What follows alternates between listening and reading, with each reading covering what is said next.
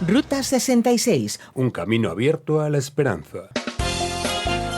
Muchas personas lo piensan, se interesan solo por milagros, suspiran por ver algo extraordinario. Hay gente, por ejemplo, que está atenta, desesperada detrás de un milagro. Al escuchar la palabra milagro, va corriendo detrás tan pronto como sea posible.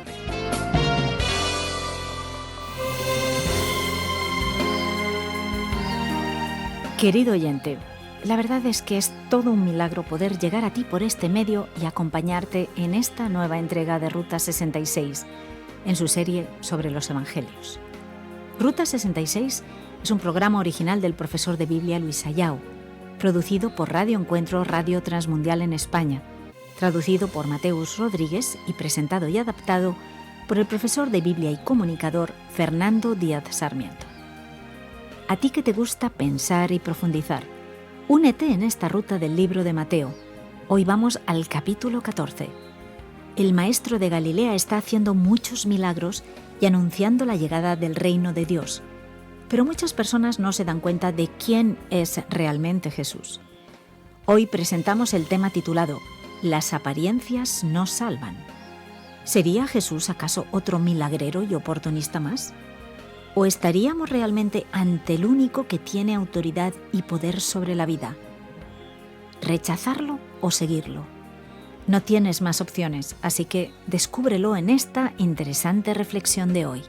Como hemos estado observando, Jesús, después de presentar sus parábolas, sigue en un contexto de rechazo creciente. Ese rechazo a la persona de Jesús, que no es percibido como el Mesías ni como profeta de Dios, empieza en realidad al final del capítulo 13 y está técnicamente ligado al capítulo 14. Al final del capítulo 13 vemos que Jesús llega a su ciudad, es decir, a la ciudad donde había sido criado, que es Nazaret. Allí empieza a enseñar en la sinagoga y el texto de la Nueva Versión Internacional nos dirá que todos estaban asombrados y se preguntaban de dónde venía esa sabiduría, esos poderes milagrosos. ¿No es acaso el hijo del carpintero? ¿No se llamaba su madre María y no son sus hermanos Jacobo, José, Simón y Judas? ¿No están con nosotros todas sus hermanas? Así que ¿de dónde sacó todas estas cosas? Y se escandalizaban a causa de él, pero Jesús les dijo: En todas partes se honra a un profeta menos en su tierra y en su propia casa. Y por la incredulidad de ellos no realizó milagros allí. Jesús es rechazado en su propia ciudad por aquellos que solo miran las apariencias, pero las apariencias, querido amigo, no salvan. No ven lo que está detrás de aquella persona que era familiar para ellos. Este rechazo profundo que se acentúa aquí aparece aún con mayor fuerza en el comienzo del capítulo 14. El texto nos dirá que Herodes, que era el gobernador de la cuarta parte de la región de la tierra de Israel, escuchó los relatos sobre Jesús y en el mismo instante observa lo que Herodes pensó. Él dice que se trataba de Juan el Bautista, que había resucitado de los muertos. Por ello, seguramente a través de él se hacían esos poderosos milagros. Entonces el texto nos cuenta lo que le había ocurrido a Juan el Bautista, el precursor de Jesús. Juan el Bautista, el profeta de Dios, estaba condenando la actitud de Herodes porque se había casado con Herodías, que era mujer de su hermano, y por lo tanto Herodes quería matar a Juan. Ocurre que un día de esos, la hija de Herodías, en el cumpleaños de él, danzó delante de todo el mundo, haciendo un baile muy especial, y le agradó tanto a Herodes que le prometió, bajo juramento, darle a ella lo que quisiera. Así que la madre, Herodías, le dijo a su hija que pidiese la cabeza de Juan el Bautista, y la petición fue atendida. Y así Juan el Bautista fue decapitado en la prisión de manera cruel y horrenda, mostrando el rechazo al precursor de Jesucristo. Y ahora Jesús también estaba bajo amenaza, siendo rechazado por Herodes, rechazado por aquellos de su propia ciudad, incluso de su propia familia, ya que ellos no sabían quién era realmente Jesús. Quien mira solo las apariencias no ve la salvación en el Hijo de Dios que ha venido al mundo, el Rey mesiánico, el Mesías esperado por tanto tiempo. Ante esto nos preguntamos, mientras están siendo crueles y rechazando a Jesús, ¿quién es ese Jesús?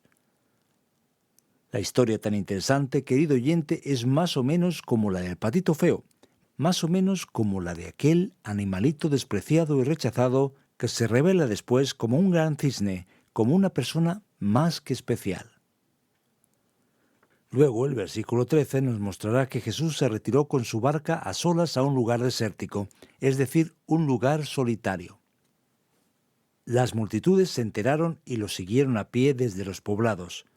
Cuando Jesús desembarcó y vio a tanta gente, tuvo compasión de ellos y sanó a los que estaban enfermos. Y los discípulos estaban allí con él, pero en vez de prestar atención a la multitud, los discípulos preocupados le dijeron a Jesús: «Vamos a decir a todo el mundo que se marche porque el lugar es desértico y la gente necesita comprar comida». Sorprendentemente, Jesús pone la responsabilidad en las manos de ellos diciendo: «Vais a conseguir comida para todos». Ellos se asustan y dicen: «No, solo tenemos 5 panes y 2 peces». Jesús entonces pide que se traigan y le dice a todo el mundo que se siente sobre la hierba. Tomó los 5 panes y los 2 pescados y mirando al cielo los bendijo. Luego partió los panes y se los dio a los discípulos, quienes los repartieron a la gente. De forma sorprendente, el gran milagro de la multiplicación de los panes y los peces ocurre, de manera que se recogieron 12 canastas llenas de pedazos que sobraron y 5.000 hombres, sin contar mujeres y niños, se alimentaron de esta comida extraordinaria y especial. Cuando Jesús se revela al pueblo judío, pese a estar en la región de Galilea, es interesante observar que el texto camina hacia la dirección de mostrar el poder de Jesús, de quién es Él para los judíos y también para los gentiles, para aquellos, podríamos decir, menos judíos. Jesús enseña que Él es el nuevo Moisés. Jesús muestra que Él tiene poder para multiplicar los panes, una especie de recuerdo de la alimentación extraordinaria que ocurrió en el Antiguo Testamento por medio del maná. Los discípulos entonces pasan por esa experiencia. A continuación, Jesús hace que los discípulos entren en la barca para que puedan ir al otro lado del lago de Genesaret, el lago de Galilea. Entonces, después de eso, Jesús se va a orar al monte y al final de la tarde, al anochecer, está solo y la barca con los discípulos se encuentra a una considerable distancia de tierra firme, pero ellos empiezan a sufrir por culpa de los vientos y de las olas que están alcanzando a la pequeña barca. Vamos a pensar aquí seriamente sobre el asunto. ¿Quién es Jesús? Ni los discípulos lo saben. Las apariencias no salvan. Ellos siguen sin entender quién es el propio Señor, pero Jesús sabe quiénes son los discípulos.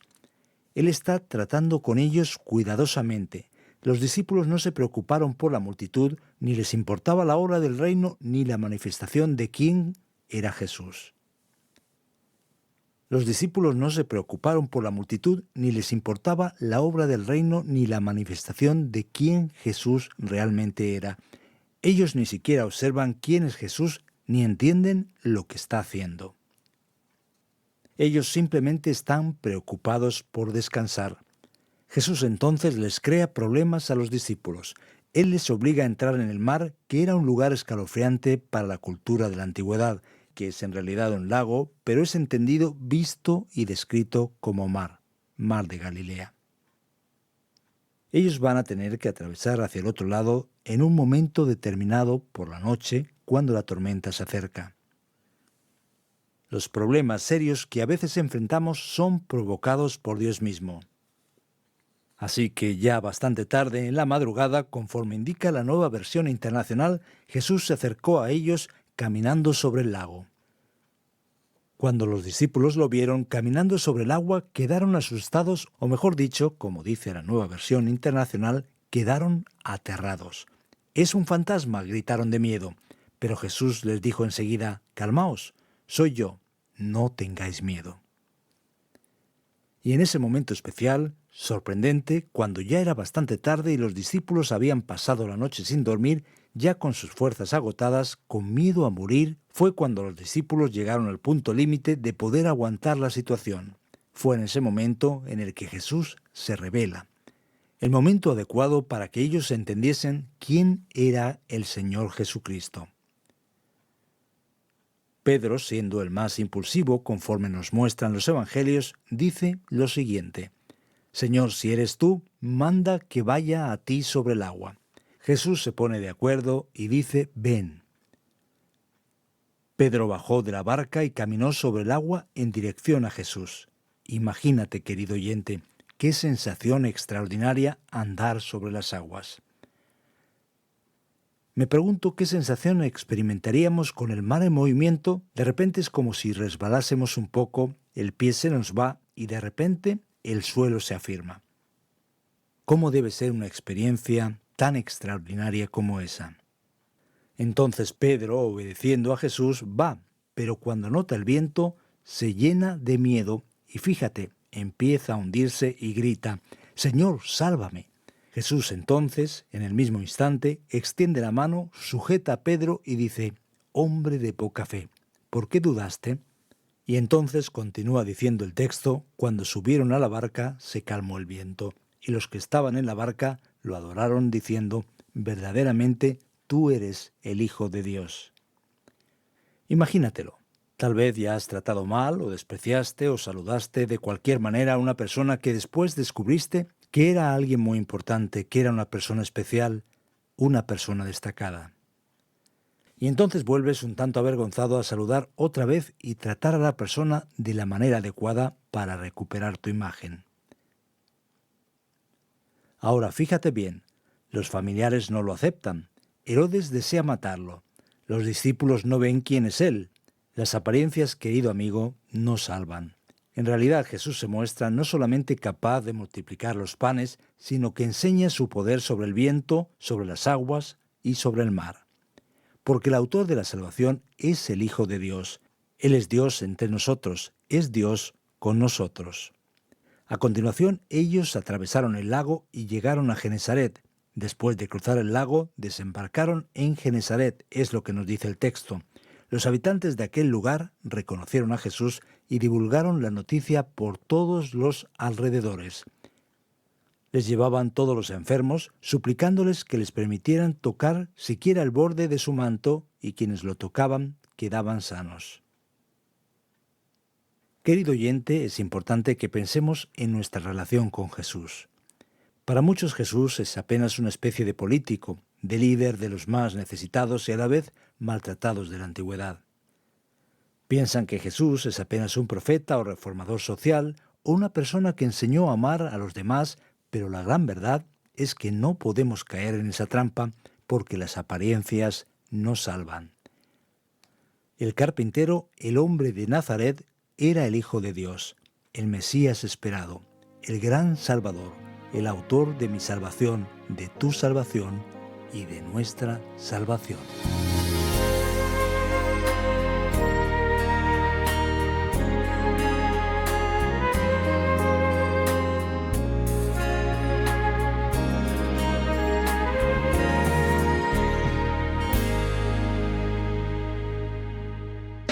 Viaja por la Ruta 66, un trayecto emocionante en el que descubrimos las verdades de la palabra de Dios. Ruta 66, un camino abierto a la esperanza. Volvemos ahora con las preguntas después de nuestro recorrido por el capítulo 14 de Mateo. Recuerda que hay un medio directo para comunicarte con nosotros. Esperamos tus comentarios, sugerencias o preguntas en el WhatsApp 601 20 32 65, marcando el prefijo 34 si llamas desde fuera de España. También tienes el correo electrónico info@radioencuentro.net. Ahora vamos a contestar y responder tus dudas.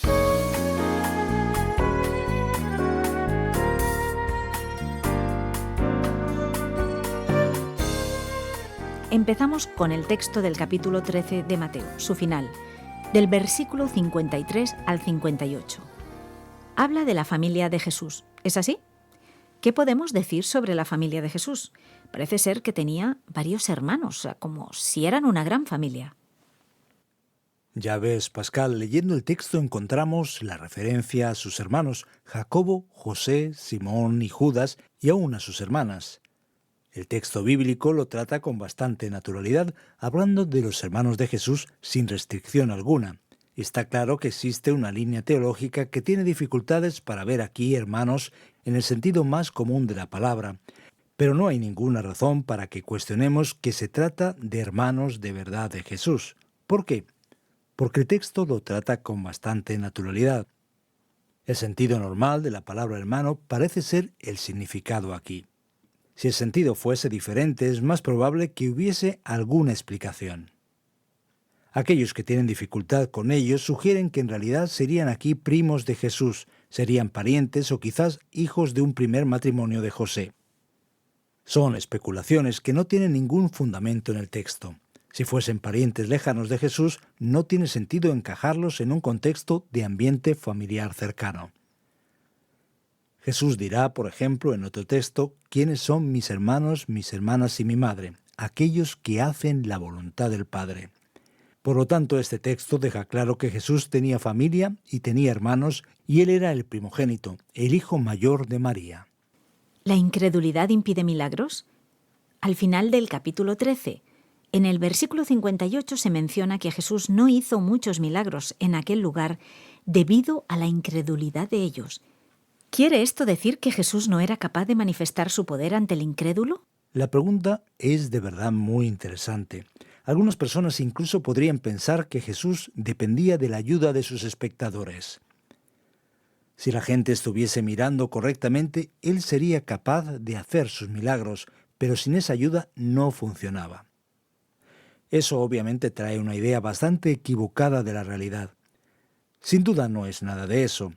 No quiere decir que Jesús necesitase de la ayuda de los espectadores para que un milagro pudiese ocurrir. No es que Jesús fuese incapaz de hacer milagros por causa de las personas. Es que en ese caso no tiene sentido alguno hacer milagros porque el milagro, para que alcance su objetivo, tiene una finalidad. De hecho, en realidad se le llama señal en la Biblia. Jesús no hacía milagros para divertirse, sino para mostrar que Él era el enviado de Dios. Si el corazón no está preparado, esos milagros no tienen ningún significado ni sentido. La realidad es que si una persona ve delante de sí misma, frente a ella, el milagro más extraordinario, sin tener el corazón preparado, eso no tendrá ningún valor. Así que Jesús no hacía los milagros porque no pudiera, sino porque no era de beneficio para aquellos que estaban allí. No era provechoso para aquellos que lo estaban viendo. No es que perdiera su capacidad como si recibiese energía del que creyera, no es eso. En ese sentido, la incredulidad sí imposibilita el milagro porque indica que las personas no están listas para ello. Y por otra parte, ¿qué podemos decir de este personaje que aparece nuevamente aquí en el capítulo 14 de Mateo? Herodes el Grande, el terrorífico y malévolo, aparece de nuevo. Al fin y al cabo, ¿quién resucitó, Juan o el propio Herodes que resurge aquí en la historia? Es verdad, Herodes hace que cualquiera pierda la cabeza. El asunto es complicado, tenemos demasiados Herodes aquí. La verdad es que este Herodes aquí no tiene nada que ver con el Herodes que aparece en el comienzo de Mateo. Allí teníamos a Herodes Arquelao, y esos Herodes que aparecen aquí son en la mayoría de los casos hijos de Herodes el Grande. Aquí tenemos el caso de Herodes Antipas, que es un tetrarca, es decir, el gobernador de la cuarta parte de una región en la tierra de Israel. En el caso de Herodes Antipas, él fue tetrarca de Galilea y de Perea y fue gobernador desde el 4 a.C. hasta el año 39. Así que no nos podemos confundir con tanto Herodes aquí presente. Ya es difícil porque se confunde Herodes y Herodías, y la cosa se complica aún más entonces con tantos Herodes. Ese de aquí es otro Herodes. No podemos complicar la situación, y para que no te confundas, Herodes no resucitó. En realidad, ni tampoco Juan el Bautista. De acuerdo. Vaya dúo dinámico, Herodes y Herodías. Ahora bien, esos milagros como la multiplicación de los panes y peces y después Jesús dando un paseo por el lago, ¿qué significan? ¿Qué podemos aprender de esos milagros de Jesús? Es interesante, muchas personas lo piensan, se interesan solo por milagros, suspiran por ver algo extraordinario. Hay gente, por ejemplo, que está atenta, desesperada detrás de un milagro. Al escuchar la palabra milagro, va corriendo detrás tan pronto como sea posible. No importa quién lo haga ni cuál es su significado, pero en realidad el milagro en el Nuevo Testamento, en el Evangelio, tiene que ver con la comprobación de quién es Jesús. Sabemos que Jesús es el Salvador, sabemos que Él es el Mesías prometido, sabemos que Jesús es llamado profeta, sacerdote y rey, pero aquí de forma especial se comprueba que Jesús es divino, Él es el Hijo de Dios. Él tiene la misma naturaleza que Dios tiene.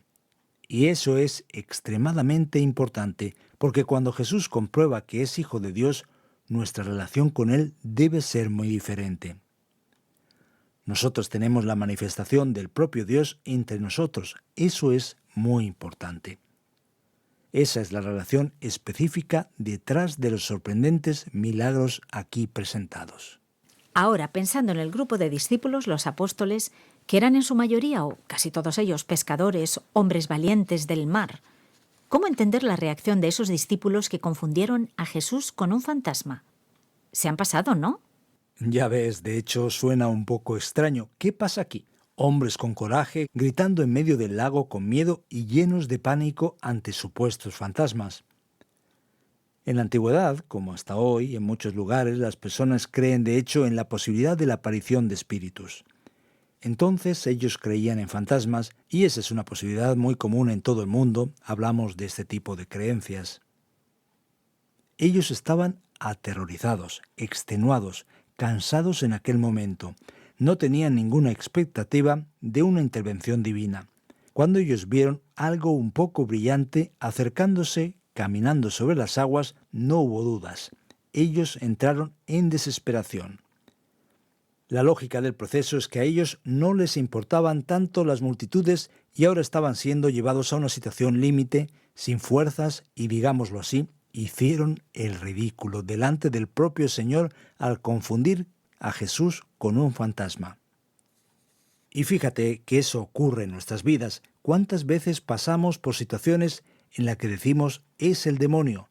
No sé quién es un fantasma, y resulta que nos damos cuenta de que es el propio Dios quien está actuando en nuestras vidas. ¿No te parece interesante? Una vez más, gracias por las respuestas. Tú que nos escuchas, sigue sintonizado, porque ahora llega la aplicación de este estudio.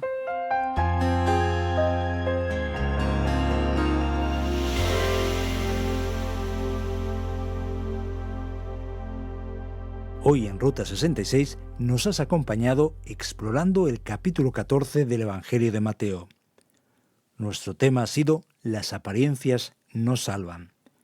Has visto cómo Jesús fue rechazado y mal entendido, mal comprendido y despreciado por sus propios paisanos. Vemos cómo Jesús fue rechazado por Herodes y cómo incluso los discípulos de Jesús no entendían muy bien quién era Él. Ante todas esas circunstancias vamos a observar que Jesús, para que los discípulos entendieran quién era Él, permite que pasaran por un momento terrible de sufrimiento y tribulación en medio del mar de Galilea, del lago de Genesaret, siendo puestos en una situación de temor y pavor al borde de la muerte. Y nosotros nos ponemos a pensar por qué Dios, Jesús, nos pone en una situación de tanta aflicción. Mi querido oyente, debes saber que cuando pasamos por luchas, por mucha aflicción, nuestro corazón está siendo preparado para conocer al Señor de la salvación.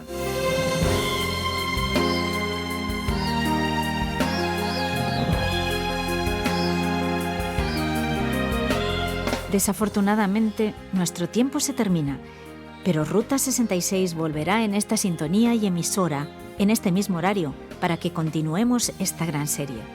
Esperamos volver a encontrarte por aquí. Y recuerda que también tenemos nuestro podcast en la aplicación RTM 360. En Facebook nos encuentras como RTM Ruta 66. Ruta 66 es un programa original del profesor de Biblia Luis Sayao, producido por Radio Encuentro Radio Transmundial en España. Traducido por Mateus Rodríguez y presentado y adaptado por el profesor de la Biblia y comunicador evangélico Fernando Díaz Sarmiento. Estuvo a los mandos técnicos Andrés Ocampo Y te acompañó al micrófono Pascal Osorno. Hasta la próxima. Contamos contigo en nuestra particular Ruta 66. Ya sabes, un camino abierto a la esperanza. Un encuentro con el autor de la vida.